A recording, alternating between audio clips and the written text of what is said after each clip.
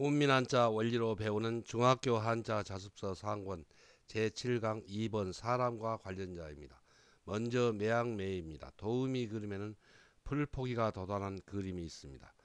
매양매의 짜임은 대전과 소전에서는 쌍날철에 어머니모를 결합해서 나타내었고 해서에서도 쌍날철이 납작한 모양으로 획주는 변형한 모양을 글자의 위에 나타내고 그 밑에 풀포기의 뜻을 나타내는 어머니모를 결합하여 매양매, 늘매의 글자 모양이 되었습니다. 여기서 쌍날철의 어머니모를 결합하면 새싹의 어머니는 풀포기이므로 어머니모는 풀포기의 뜻이 됩니다. 자원은 매양매는 새싹이 풀포기에서 돋아 나오는 것을 나타내어 수많은 풀싹이 매양 늘 돋아난다. 산이나 들의 곳곳마다 돋아난다는 뜻이며 보기로 매일이 있고 갓 돋아난 새싹이 귀엽고 이 탐스럽다는 뜻을 나타내는 부분 글자의 뜻으로 쓰입니다. 훈과 음은 매양매, 늘매, 마다매, 탐스러울 매입니다. 다음은 바다해입니다. 도우미 그림에는 끝없이 넓고 넓은 바다의 그림이 있습니다. 바다해의 짜임은 소전에서는 물수변에 매양매를 결합해서 나타내었고 해서에서도 물수를 글자의 변에 나타내고 그 오른쪽에 항상의 뜻을 나타내는 매양매를 결합하여 바다해 글자 모양이 되었습니다. 자원은 바다해는 강물이 여러 곳에서 항상 쉬지 않고 흘러모여 이루어진 것이 바다라는 뜻이며 보기로 해양이 있고 바다처럼 이 너르다 또 널리라는 뜻이 되며 보기로 해량이 있고 바닷물처럼 참 많이 모인다는 뜻이며 보기로 운해가 있습니다. 훈과 음은 바다해, 너르다해, 널리해, 많이 모일 해입니다. 한자를 쓰면서 마무리하겠습니다. 먼저 매양매는 쌍날철이 납작하게 변형한 글자의 모양에 어머니모를 결합했습니다. 그래서 새싹의 어머님으로 이 뜻에는 풀포기라는 뜻이 되고 새싹이 풀포기에서 쉬지 않고 매양 늘 항상 도달한다는 뜻을 나타내어서 매양매 늘매 또 마다매의 뜻이 되었습니다. 다음은 바다해입니다. 바다해는 삼수변 곧 물수변에 매양매를 결합해서 나타냈습니다. 그래서 그 뜻은 물수는 강물이라는 뜻이 되고 매양매는 늘 항상이라는 뜻입니다. 그래서 강물이 항상 쉬지 않고 흘러 모여서 이루어진 것이 바다라는 뜻에서 바다해가 되었습니다. 다음은 몸기입니다. 도우미 그림에는 우리 몸의 척추뼈 마디의 그림이 있습니다. 몸기의 짜임은 대전과 소전에서는 이 척추뼈 마디를 두 마디만 간략하게 상형한 글자이고 해서에서는 이 소전의 글자가 고든 서문으로 그리고 해서의 고유한 모양으로 변형하여 몸기의 글자 모양이 되었습니다.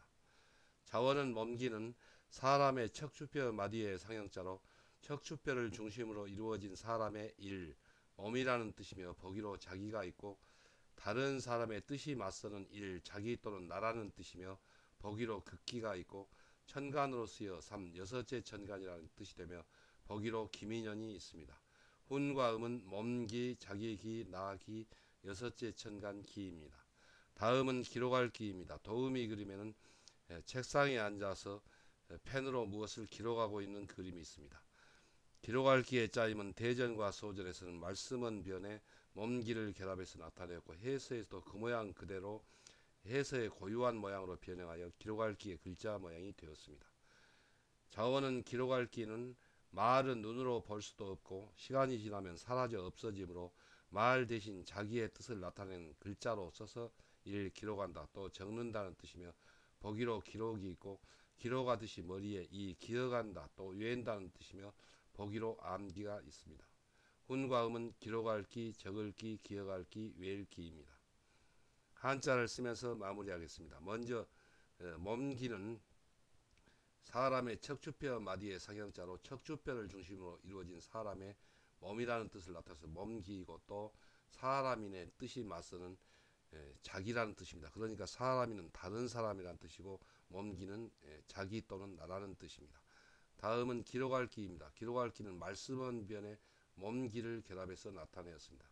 그 뜻은 말은 곧 없어지므로 그 말 대신에 자기의 생각을 나타내서 글자로 쓴다는 뜻을 나타내서 기록할 기입니다. 그리고 이 몸기와 글자 모양이 비슷한 글자는 먼저 이미이가 있습니다. 이미이는 이 모양이 비슷하지만 이 부분이 다릅니다. 그래서 이미이고, 뱀사는 이 모양과 같지만은 이 새가슴 모양의 획을 맨 위에 대어서 결합하면 뱀사입니다.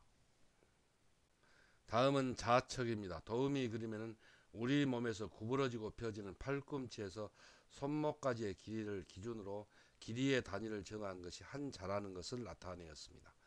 좌측의 짜임은 대전과 소전에서는 몸시에 새을을 결합해서 나타내었고, 해서에서도 몸시를 글자의 위에 나타내고, 그 오른쪽 아래에 구부러지고 펴진다는 뜻을 나타내는 구부러리 파인 모양으로 변형한 부분 글자를 결합하여 좌측의 글자 모양이 되었습니다. 자원은 좌측은 우리 몸에서 구부러지고 펴지는 팔의 손목에서 팔꿈치까지의 길이를 기준하여 길이의 단위를 정한 것이 일 자라는 뜻이며, 보기로 일척이 있고, 겨우 몇 자 되는 거리를 가리켜 이 가깝다는 뜻이 되며, 보기로 지척이 있습니다. 여기서 일척은 참고로 약 30.3cm를 나타냅니다. 훈과 음은 좌척 가까울 척입니다. 다음은 아홉째 천간임입니다. 도우미 그림에는 아이를 베어 배가 불룩한 여인이 땅 위에 서 있는 그림이 있습니다.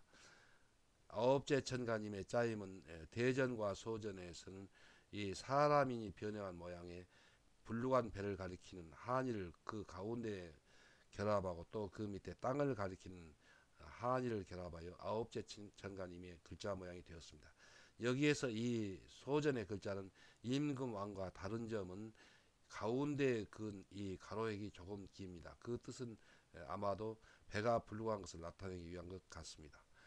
해서에서는 이 사람인이 두 가로획과 결합하기 알맞도록 이렇게 변형하여 글자의 중심에 나타내고, 그리고 그 밑에 아이를 벤 불룩한 배를 가리키는 한이를 결합하고, 맨 밑에 땅을 가리키는 한이를 결합하여 아홉째 천간임의 글자 모양이 되었습니다.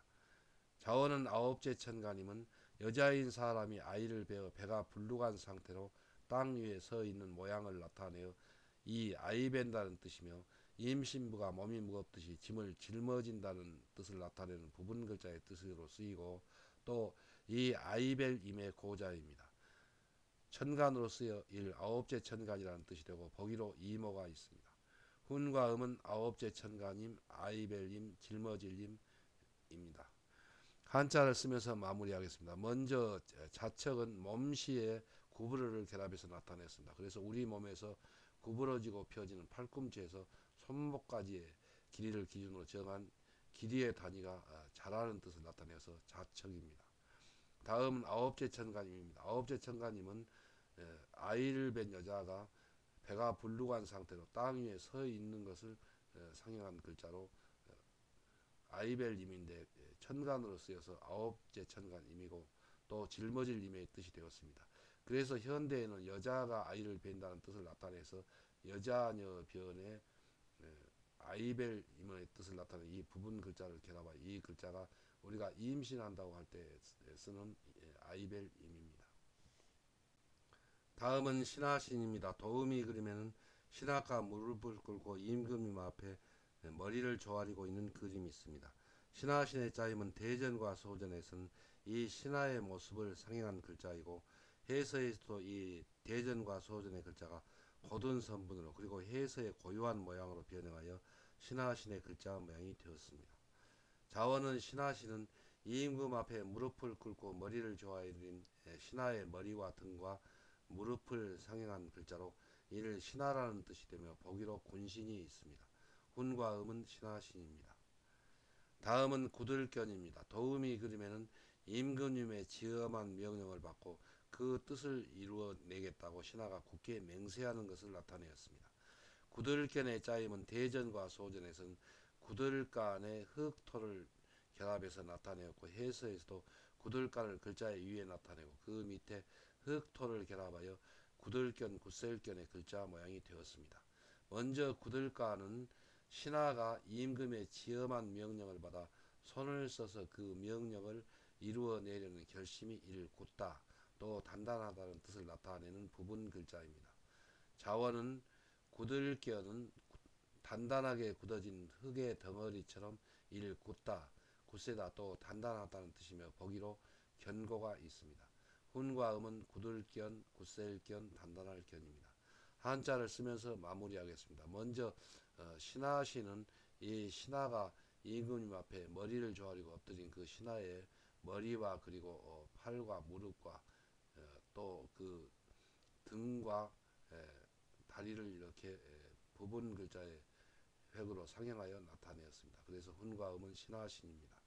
다음은 구들견입니다. 구들견은 신하신의 또우를 결합해서 구들간입니다. 그래서 신하가 임금의 지엄한 명령을 받고 손을 써서 그 뜻을 이루어내겠다는 그 의지가 매우 굳다는 뜻에서 굳을간이고 그 밑에 흙토를 결합했습니다. 그래서 단단하게 굳어진 흙처럼 굳다, 굳세다, 단단하다는 뜻에서 굳을견, 굳셀견, 단단할 견이 되었습니다.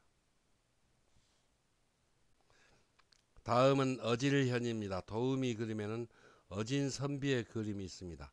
어질현의 짜임은 대전과 소전에서는 구들간의 조개패를 결합해서 나타내었고 해서에서도 구들간을 글자의 머리에 나타내고 그 밑에 재물의 뜻을 나타내는 조개패를 결합하여 어질현의 글자 모양이 되었습니다. 자원은 어질현은 단단하고 굳센 마음으로 근검 전략하여 재물을 모아서 불쌍한 사람들을 위하여 온정을 베푼 사람의 품성을 나타내어 이를 어질다 또 어진 사람이라는 뜻이며 보기로 성현이 있고 사람이 어질고 사리에 밝으니 이 슬기롭다 또 현명하다는 뜻이며 보기로 현철이 있습니다. 훈과 음은 어질현, 어진 사람 현, 슬기로울 현, 현명할 현입니다. 다음은 누울와입니다.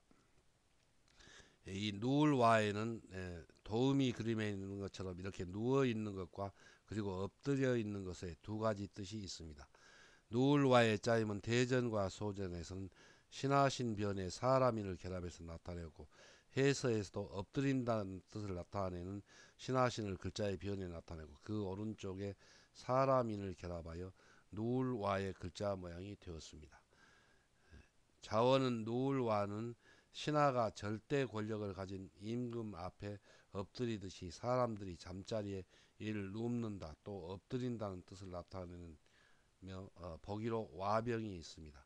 훈과 음은 누울와 엎드릴 와입니다.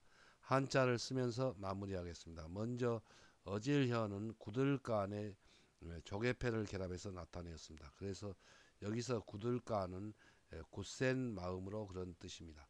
그리고 그 밑에 있는 조개패는 재물의 뜻입니다. 굳센 마음으로 근검 전략하여 재물을 모아서 불쌍한 사람들을 위하여 온정을 베푼 그런 사람의 품성을 나타내서 그 품성이 또 어질다 또 어진 사람이라는 뜻을 나타내서 어질현 어진 사람 현입니다. 다음은 누울와입니다. 누울와는 신하신의 사람인을 결합해서 나타내었습니다. 그래서 신하가 절대 권력을 가진 그 임금님 앞에 머리를 조아리고 엎드리듯이 자리에 눕는다 또 엎드린다는 뜻을 나타내어서 누울와 또 엎드릴 와입니다.